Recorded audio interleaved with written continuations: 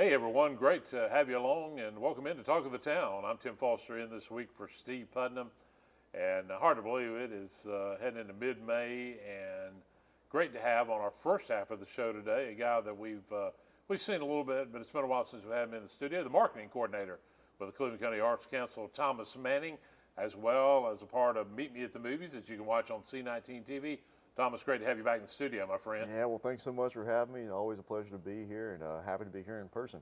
Well, I tell you, we're going to be talking about a lot of different things going on at the Arts Council, including summer camps, which is always a big thing every year. Parents are preparing their kids for that right now when we think about summer being basically right around the corner.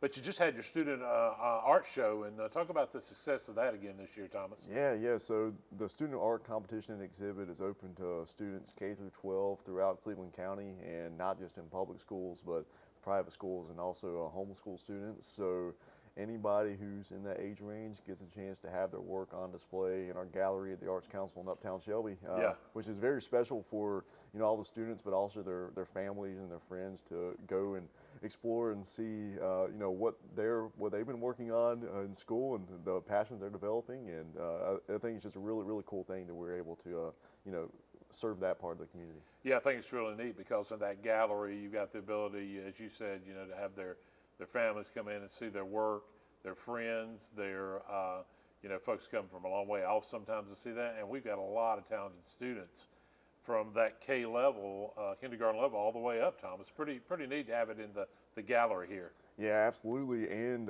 you can kind of chart the progression over the years. Some of the students who are seniors now have been doing this art show since they were in elementary school, and then you get to see them once they graduate pursue that passion in other areas. Sometimes they might even become art teachers themselves. So it's just a really neat thing we have. It really is. So just wrapping that up in the last couple of weeks. But I tell you, you got a lot of stuff going on. So now that we're in May, talk a little bit about what's at the Arts Council currently. Yeah, so we have the Cleveland County Artist Competition and exhibit. And tell us what that is for folks that may not be familiar with that. Yeah, so it really provides local artists of all mediums and all forms of art to compete in a competition and also to have their work on display in our gallery. And so we have paintings, drawings. We have some 3D work, some pottery as well. Okay. And they get to compete for monetary prizes. And it's open. It's an open call for entries from any interested artists throughout Cleveland County. And that's on display in our gallery from May 15th, so when we have the opening reception, up until June 21st. Yeah, so that's basically kicking off right now, and that'll go for a month. And that's kind of a little bit of your kickoff into summer, I would think, when you have that every year. That competition, the thing that's really neat about that is the variety that you see in there. You're talking about, you might see some pottery in there, you might see some 3D. You see a little bit of everything, right? Yeah, absolutely. And last year was my first experience with that, and but I'm already looking forward to seeing. I'm sure there's going to be totally different forms of art that we see this year that I didn't even see last year. So I'm excited about it. Yeah, that is very exciting. And then we think about that, but then we start thinking about as school is going to be winding down the next few weeks, Thomas. We think about summer art camps at the Cleveland County Arts Council. Those have been going on for a long time. But wow, it's a wonderful time because I know a lot of it, because I've talked to some of them. I know I've got friends who have kids and they look forward to this every year.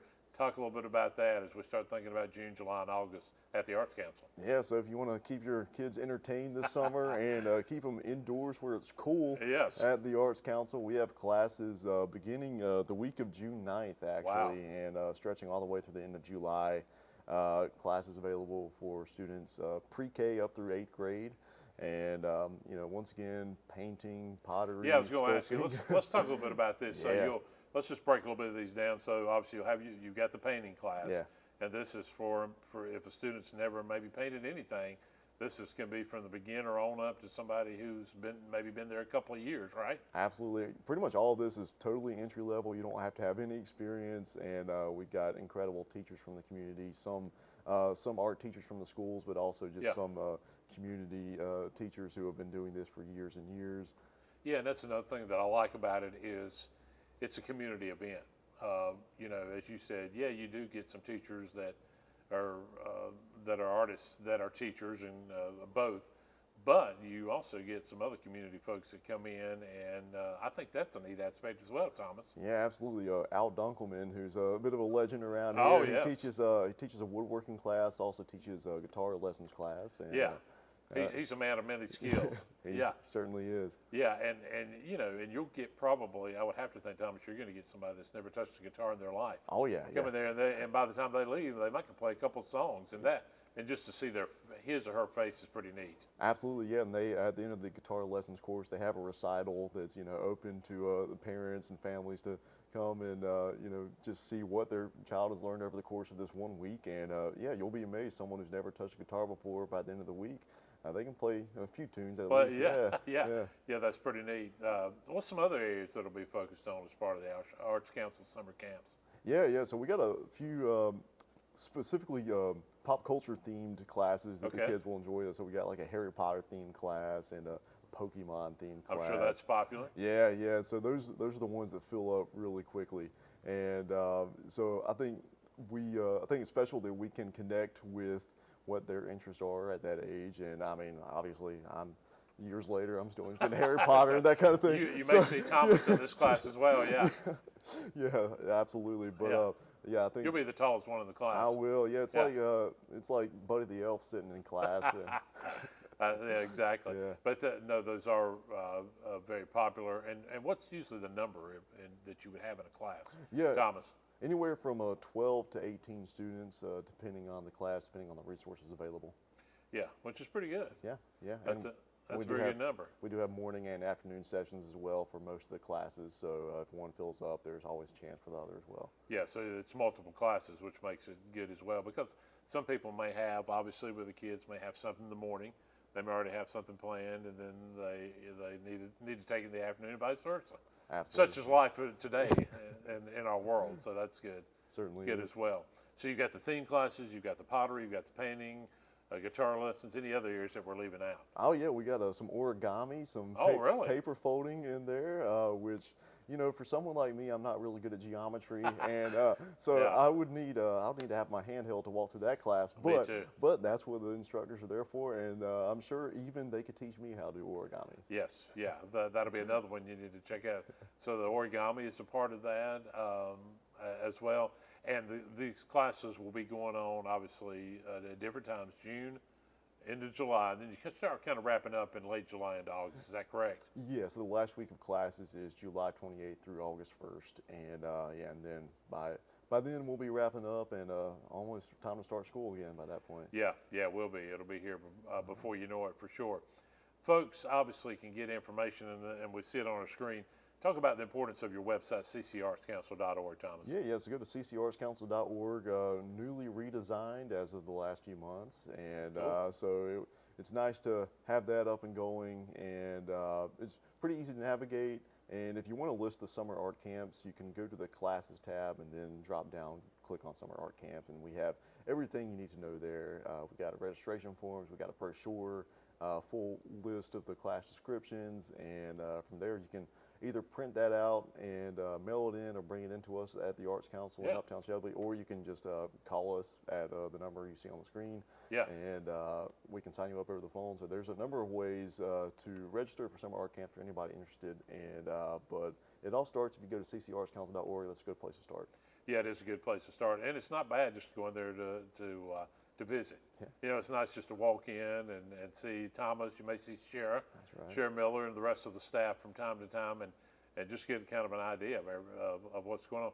Are we leaving out any other aspects of the summer other than the camps, Thomas, that we want to mention on this? Obviously, that'll be coming up in the next few months. Oh yeah, there is an event we have on Saturday, June 7th. It's our garden and outdoor living tour. That's right. And so that's a ticketed event. You can $20 for a ticket, and it's a self-guided tour throughout the county over the course of this Saturday morning and afternoon.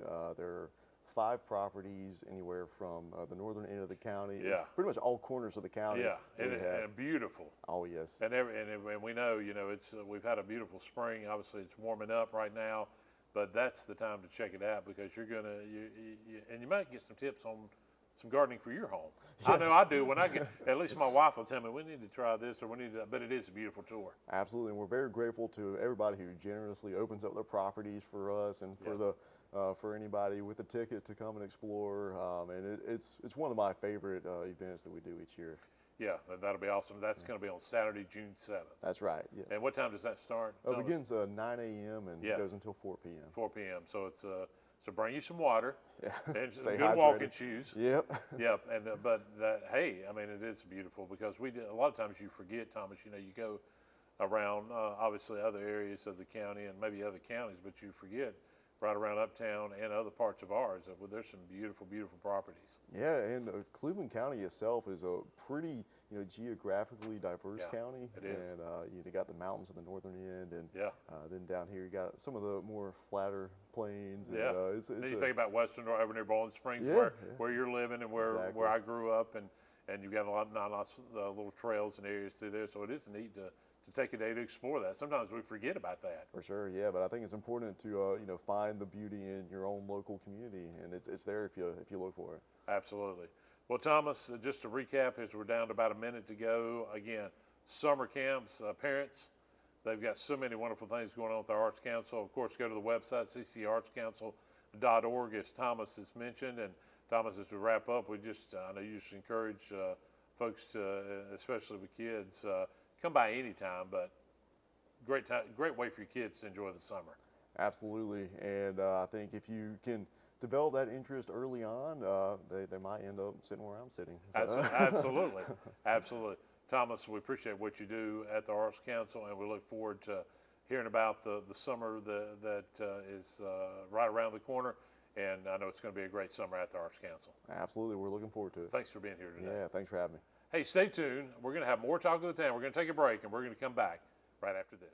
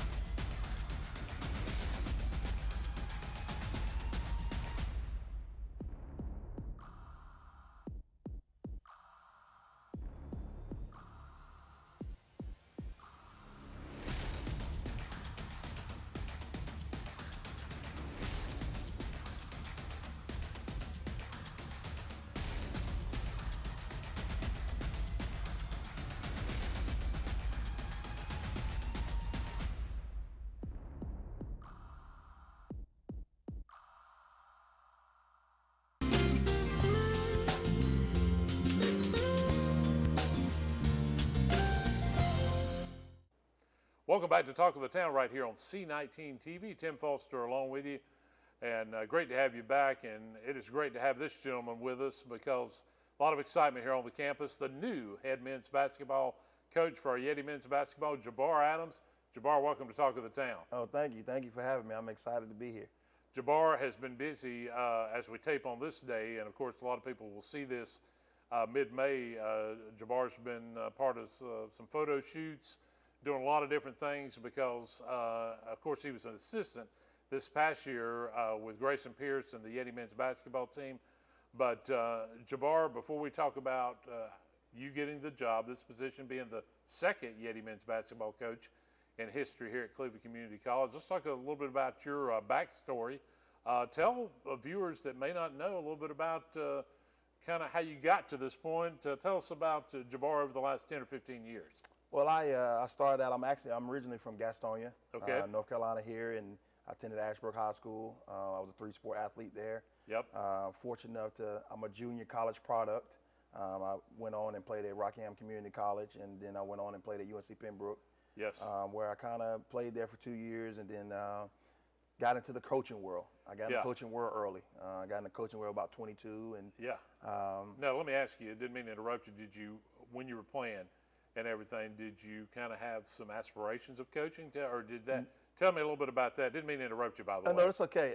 No, I did not have any aspirations of coaching. I had a tough childhood growing up. I got a single mom, 7 brothers, 6 brothers and sisters, and been able to graduate from college with a bachelor's degree.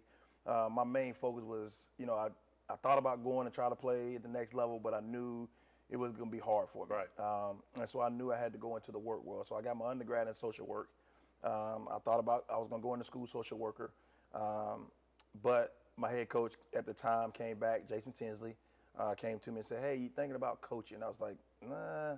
He said, "Well, think about coaching, but you also can get a chance to get your master's degree. Sure. And if you want to continue to coach, you'd be able to coach." And I said, "Okay." And one of the main rules was because I had just graduated, so I could not do anything with former players, well, recent players. Sure. Because they were my Right. teammates previous year, and so I was like, all right, I'll try it. I tried it, loved it. Wow. And I was fortunate enough to be there for 2 years. I got my master's at UNC Pembroke as well. Yeah, great school. Yeah, and then I also took off and then went to Texas. I was at Tarleton State out in Texas, which they were in the Lone Star at the time, Division II school. Yes. One of the top Division IIs in the country. Fortunate enough to work for Hall of Fame legend Lon Reisman, which coached Dennis Rodman at Southeastern Oklahoma. Yeah. Many people will be familiar with that name. Yes, yeah. yes, sir. And so I was able to go there and start my career there. It was great. I was there for 4 years. Learned a lot, won a lot. Able to coach a lot of talented guys that moved on and played professionally basketball. Then I left from there and went to University of Montevallo, working with Danny Young. Now Danny's he was at Sanford, maybe in the transition now because the guy at Sanford just got the job at Texas A&M. So he may be transitioning in there, I don't know, but the coaching carousel changes quick. it changes real quick, Yeah. real fast. I'm sorry. Yeah. So I was able to work with him, and then that piggyback off him, and I went back and worked for the guy I worked for at Pembroke at Northeastern State in Oklahoma. Fortunate enough, I was there with him for 3 years, and decided to come back home. At that time, I had a little girl. Her name is Kinley, and she was born in Texas, and I wanted to get her closer to home. Sure. Because our family from here, so fortunate enough to bring her back here, and she was 4 at the time, and kind of got out of the college coaching, carousel, and got into high school. So I was fortunate enough to be in high school for 7 years, and kind of just went from there. Yeah, and talk a little bit about that time in Texas. I would think that was a period of maturity for you. Tell me how your life just kind of changed. Was maturity? Obviously, you were going for your masters, but I would think at that age range, a lot of maturity aspects. Yes, it was my first time flying there. With my first ever flight Wow. that I've ever taken. Yeah. Period. I was So able to fly a lot there. of the unknown, right? Yes, a lot of the unknown. And basketball have done a lot of unknown for me.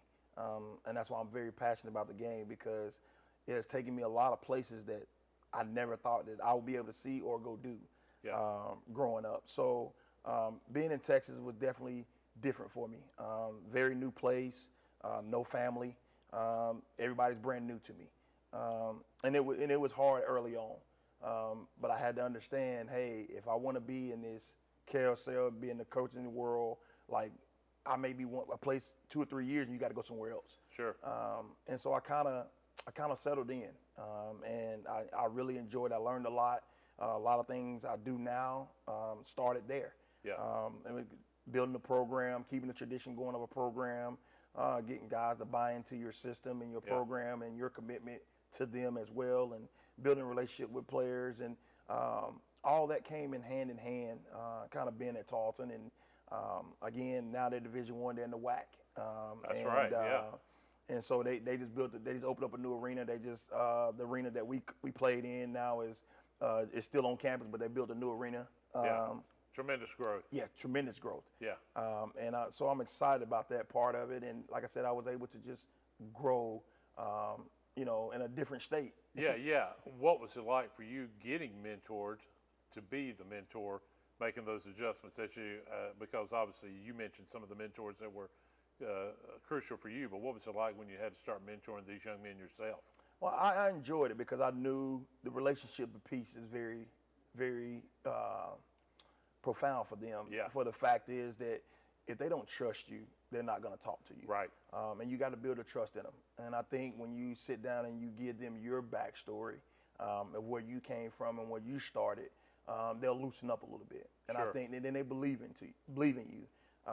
And I think it's a start. And I think a lot of kids, you have to have relationships because you want them to run through the wall for you. That when you chew them pretty hard, they gotta know you care about them. Absolutely. Not just they just chew. You gotta give back to them and kind of again at the end of the day, let them know you're human. Yeah. We human. We gotta respect each other, but in the same sense is we're trying to run a program here and we're trying to be established. So it's a course to this. It's a process to this. Absolutely. So talk about, as you mentioned, come back to North Carolina, to coaching high school, and how did you make the transition from high school basketball to eventually coming here as an assistant under Grayson Pierce with Yeti men's basketball? Well, coaching high school is very different. Yes, it is. When you're coming from college, being able to recruit your own kids, go out recruiting to find your talent that fits your program is very different in high school. In high school, you have to basically take what's in your building. Yeah. And you have to figure it out what's in your building. Yeah. So that was the very hard part about it because it taught me a lot about coaching, being organized in the X's and O's, figuring out, okay, I got this team this year can play fast. I got this team this year. I got to play a little slower Right, because right. I don't have the scoring dynamics that I had years before, or you may not have scoring dynamics at all. Right. So you got to find a fit that fits your program, and it's every year. It's not like it's just 1 year. I'm gonna have it for 4 years. I'm gonna have it for 2 years. It's every year because you Yeah. never know who's gonna come or who's gonna go. And it was very different in high school. But the one thing I really loved about high school is being able to build connections with the general students. Being able to, I was a school social worker. I finished up as a school social worker, but I started in, I was an EC teacher. Sure. So I was a figure in the building. A lot of students came to me for wisdom, support, to advocate for them, just someone to listen to them. And I love that piece of it because it was more not just I was a basketball coach, but I was a mentor in the building as well. Yeah, absolutely. So let's go back a couple of months. You get the Yeti men's the offer to be Yeti men's basketball. from But today.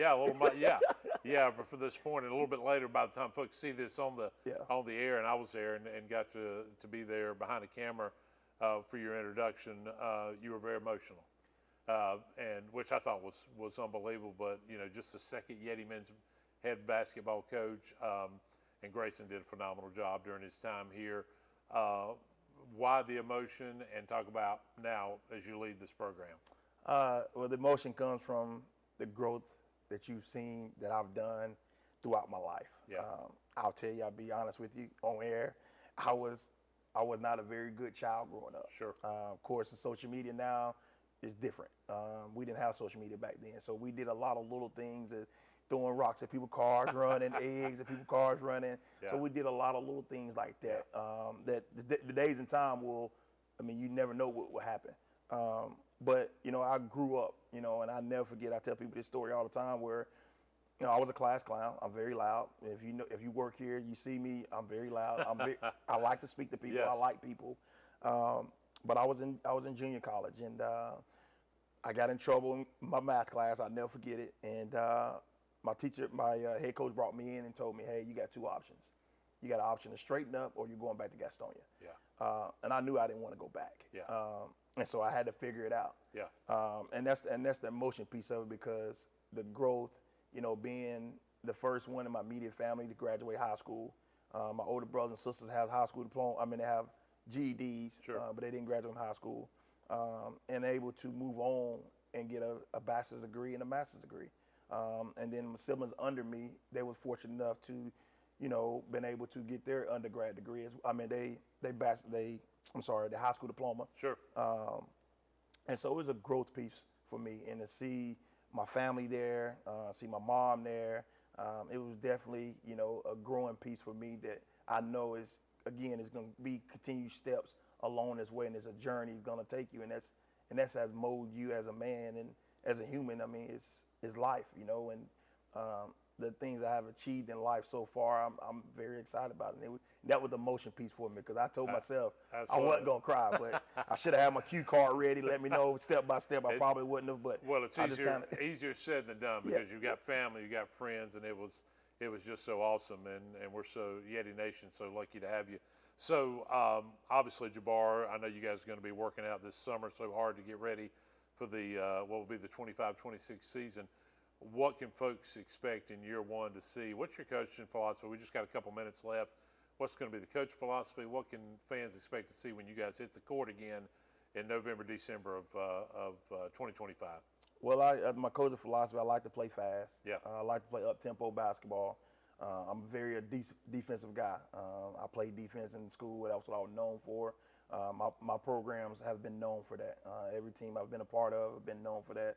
I've been nationally ranked defensive team at the Division II level. Sure. And so that's what I'm hanging my hat on. I think defense win championships, offense win games. It may be games. I play a lot of defense, but we can score a lot of points. Sure.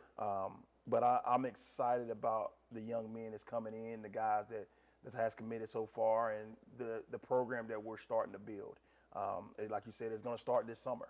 Yeah. And I think it's very, it's going to be very interesting how it's going to come together. Yeah, and I've watched you, by the way, coming through as an assistant. Yeah. With some practices, I would come through in the mornings because I'm going to classes, and I'm talking about over this last 6 or 8 months. And I watched Jabbar, and I watched it, and you ought to just peek in on one of his practices. It's going to be fun. Yeah, It may not be fun for the players, but it'll be fun for you. We make it. I told him, we make it fun afterwards. Yeah. When we're on the floor, it's business.